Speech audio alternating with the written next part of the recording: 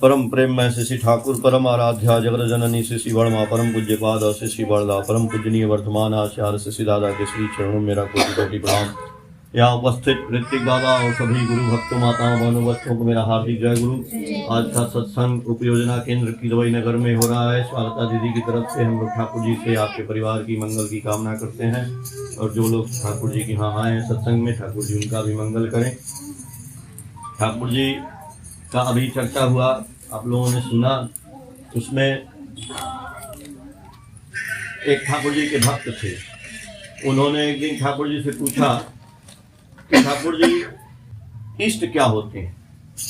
ठाकुर जी बोले आप दीक्षा लिए हैं? बोले हाँ दीक्षा लिए हैं।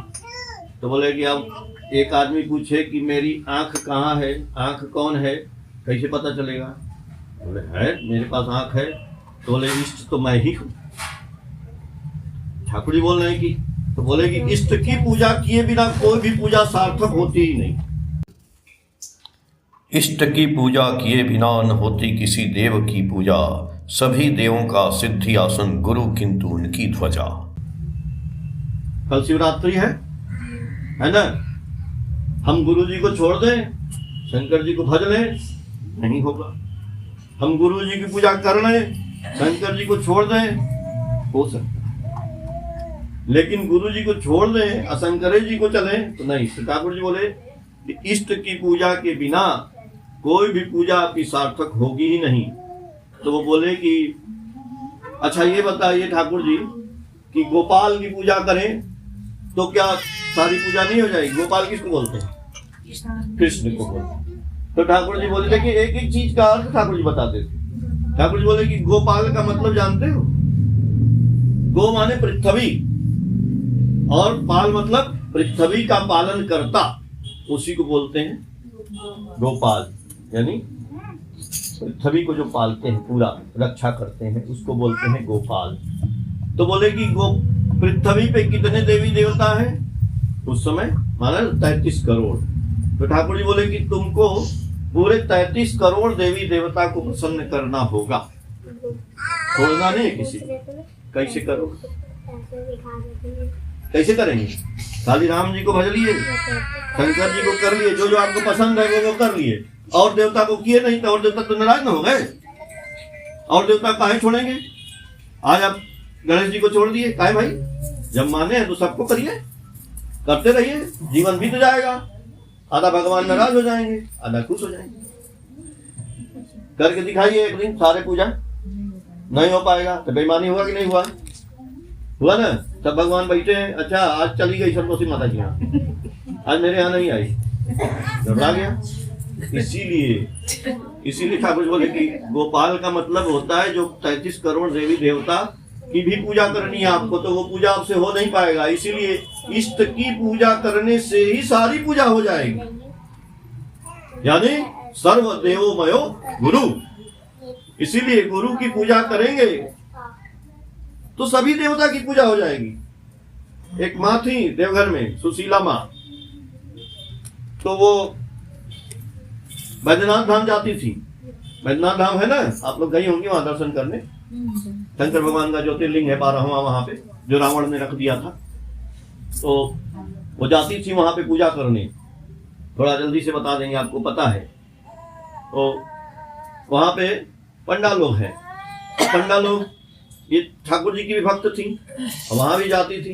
तो ठाकुर जी के बारे में उल्टा सुल्टा कुछ कभी शिकायत निंदा भी करते थे लोग। तो वो आ करके एक दिन अपने पति से बोली कि देखिए ना, हम जाते हैं वहां पे ना तो कुछ पंडा सब बहुत बदमाश है, उन्हें ठाकुर जी को कुछ उल्टा सुल्टा बोलता है। तो वो बोले कि ऐसा है ना कि तुम अब जाना मत, कल से तुम जाना ही नहीं, वहां छोड़ दो। तो बोले कि ठीक है। तो 2-4 दिन नहीं गई तो बोले हमको अच्छा नहीं लगता है, आप हमको हमारे मायके पहुंचा दीजिए, जब हम नहीं जाएंगे तो अच्छा नहीं लगेगा। तो बोले कि ऐसे थोड़े होगा, चलो ठाकुर जी के यहाँ चलते हैं, उनसे हम लोग पूछते हैं ठाकुर जी क्या बोलेंगे। तो ठाकुर जी के यहाँ गई, बताए कि ऐसे ऐसे बोल रही हैं कि पंडा लोग ठाकुर जी की शिकायत करते हैं, अब मैं वहां पूजा करने नहीं जाऊंगी, अब हम जा रहे हैं मायके। तो ठाकुर जी बोले कि नहीं, तुम जाना वहां पे, तुम जाना, देखते हैं कौन शिकायत करता है। तो खुश हो गई, ठीक है कल से जाएंगे।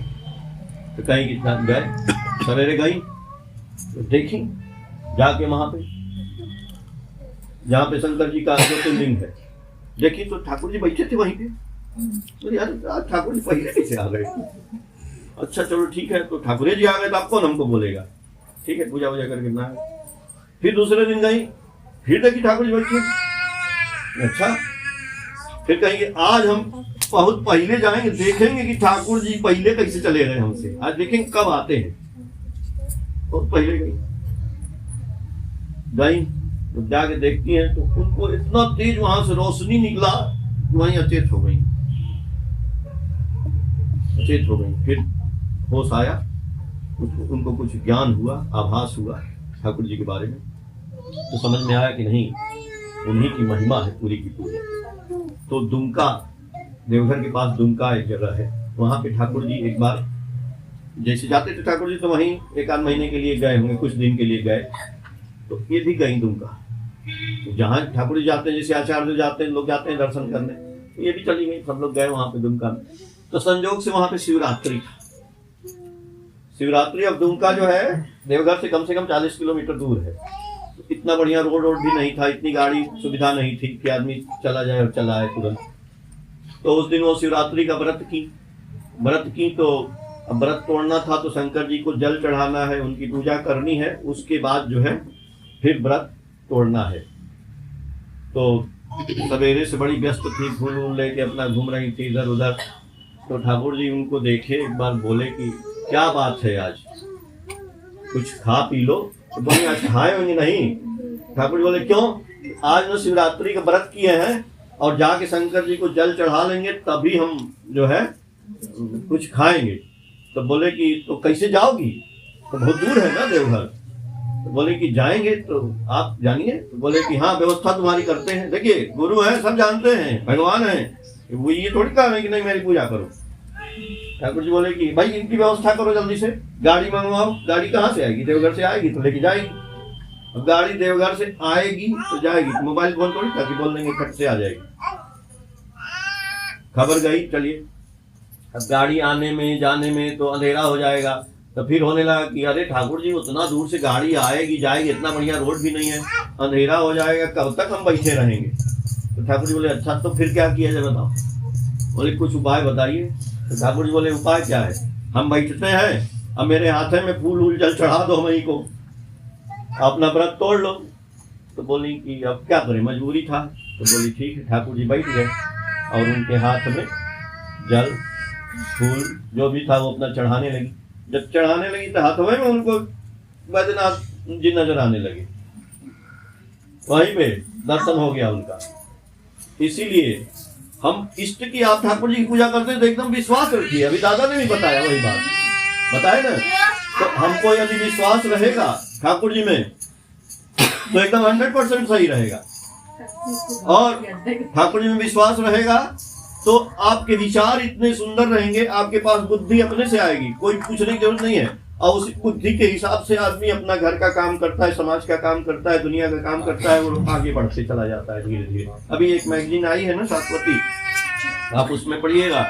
आचार्य बोल रहे थे एक आदमी की बात कि वो आया ऐसे ही और बोला कि बहुत जो है हमारा व्यवसाय कुछ चल नहीं रहा है, क्या करें।